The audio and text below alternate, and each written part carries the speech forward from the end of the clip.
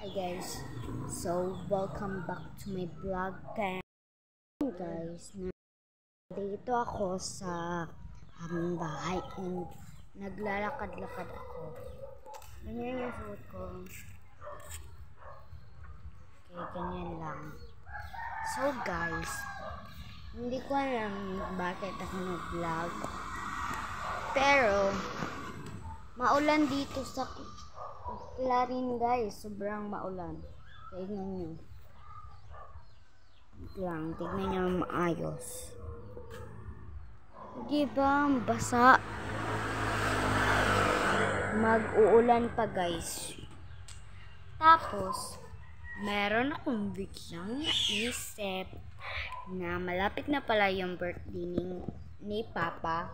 And gusto ko siyang mag-challenge kami, mag-vlog, and pupunta kami sa Zamis or dyan lang kakain sa birthday niya.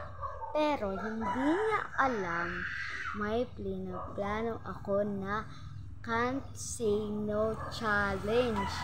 Kasi matagal na rin kami hindi nakakapunta ng Uzamis. Susulitin natin. Kaya, hindi ko muna sasabihin na magka-can't say no challenge kami. Or, hindi ko sure kung makaka-vlog ako kasi,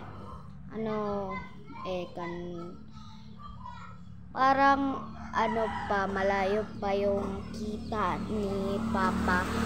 Pero kung pwede naman, mag-vlog ako. So,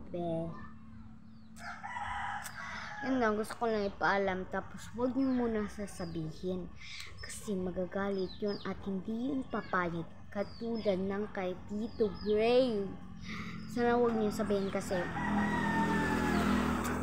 gusto ko mag-cancino kasi mabibili ko yung lahat ng gusto ko nang hindi siya nag-aayaw.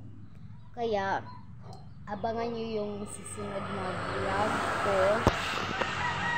na vlog ko sa December 5 kasi birthday yun ni Papa pero kung hindi ako makakapag-upload